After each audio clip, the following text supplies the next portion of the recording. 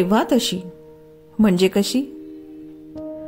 समाज रीतीप्रमाणे स्वतःला स्वतःच्या संसारात मुलाबाळांमध्ये अडकवून घेतलेली, त्यातच समाधान मानणारी, समाजामध्ये मी किती सक्षम आहे हा मुखवटा घेऊन फिरणारी, पण हे सर्व करत असताना स्वतःला व्यक्त होण्यासाठी एक मैत्रीचा हात शोधणारी ती. अशाच एका तीचं वर्णन कवयित्री शशी डंभारे यांनी त्यांच्या चहा या कवितेमध्ये केलंय. ऐकूया चहा. वाचक स्वर स्मिता सैंदानकर. चहा.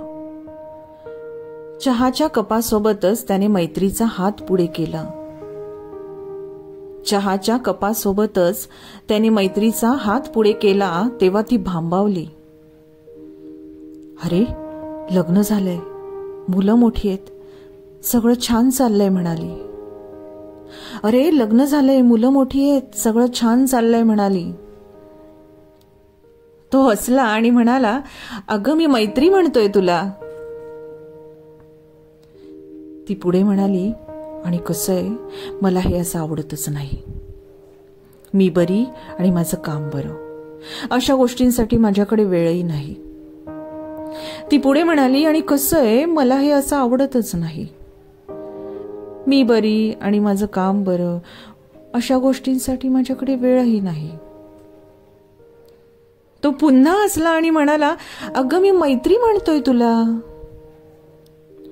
हो हो, तेच ते. इथे सगळ्यांचीच नजर असते, सगळ्यांना उचापती पडतात, प्रमोशन तोंडावर आहे, साध्या साध्या गोष्टींचेही काहूर करतात. तो पोट धरून हसला आणि म्हणाला, अगं म्हणूनच मी मैत्री म्हणतोय तुला. इतके बोलताना धाप लागलेली तिला. चहा तर थंडगारच, निघून गेलेला. इतके बोलताना धाप लागलेली तिला. चहा तर थंडगारच, निघून गेलेला. अचानक तिच्या डोळ्यात उष्ण उष्ण पाणी. कित्येक दिवसात खरं तर असं म्हटलंच नाहीये कुणी. त्याने शांतपणे खिशातून रुमाल काढला, सहजतेने तिच्या समोर धरला.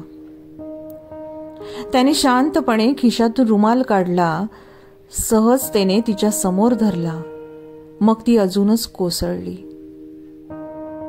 अजूनच स्फुंदली, डोळ्यांच्या काठाने मनसोक्त वाहिली. मग ती अजूनच कोसळली, अजूनच स्फुंदली, डोळ्यांच्या काठाने मनसोक्त वाहिली. यावेळी तो हसला नाही. यावेळी तो हसला नाही. तिच्या नजरेत पाहून म्हणाला, इतक्यासाठी तर मी मैत्री म्हणतोय तुला. इतक्यासाठी तर मी मैत्री म्हणतोय तुला. कवयित्री शशी डंभारे.